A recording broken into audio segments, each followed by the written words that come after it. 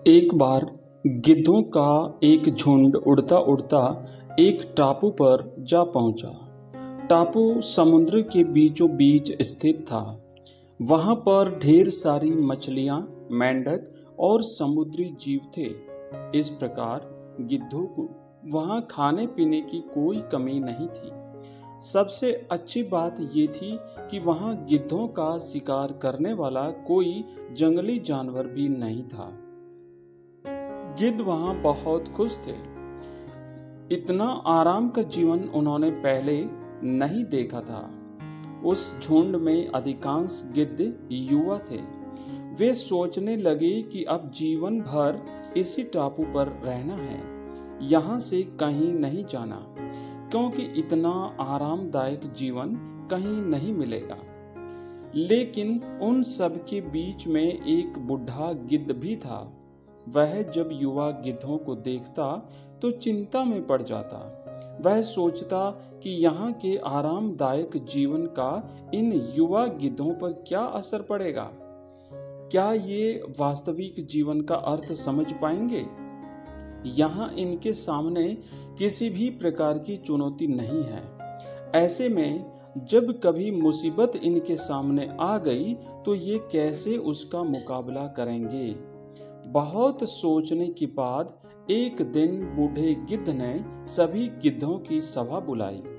अपनी चिंता जताते हुए वह सबसे बोला, इस टापू में रहते हुए हमें बहुत दिन हो गए हैं। मेरे विचार से अब हमें वापस उसी जंगल में चलना चाहिए जहां से हम आए हैं। यहाँ हम बिना चुनौती का जीवन जी रहे हैं। ऐसे में हम कभी भी मुसीबत के लिए तैयार नहीं हो पाएंगे। युवा गिद्धों ने उसकी बात सुनकर भी अनसुनी कर दी।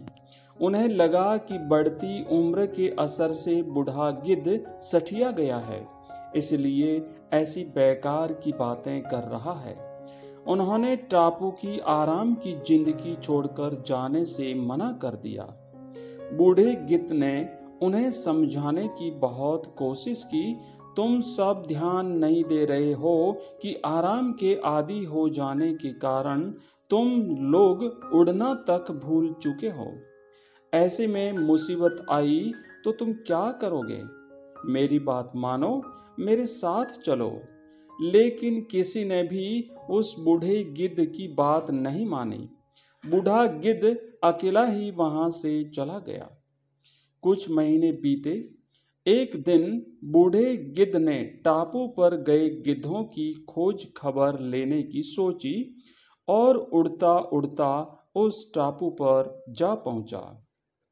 टापू पर जाकर उसने देखा कि वहां का नजारा बदला हुआ था। जहां देखो वहां गिद्धों की लाशें पड़ी थी।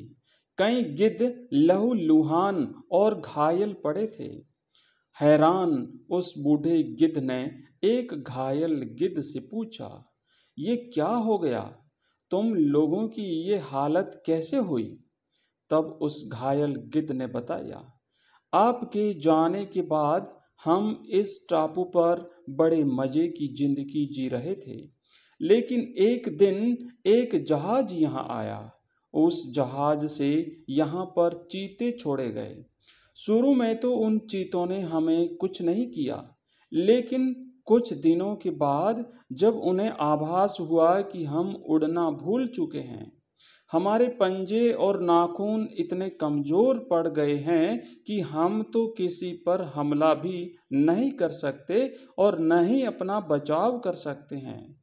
तो उन्होंने हमें एक एक कर मार डालकर खाना शुरू कर दिया। उनके ही कारण हमारा ये हाल है। शायद आपकी बात न मानने का फल हमें मिला है। मित्रों, इस कहानी से हमें ये शिक्षा मिलती है कि अक्सर कंफर्ट जोन में जाने के बाद उससे बाहर आ पाना मुश्किल होता है। ऐसे में चुनौतियां आने पर उसका सामना कर पाना आसान नहीं होता।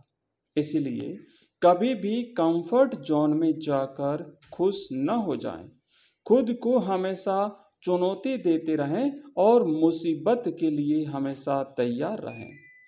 तब आप चुनौती का सामना करते रहेंगे, आगे बढ़ते रहेंगे और आपका जीवन सही ढंग से बीतता रहेगा। मित्रों, इसी प्रकार के प्रेरक प्रसंग और हिंदी की कहानियाँ सुनने के लिए आप हमारे चैनल को सब्सक्राइब कीजिए। धन्यवाद।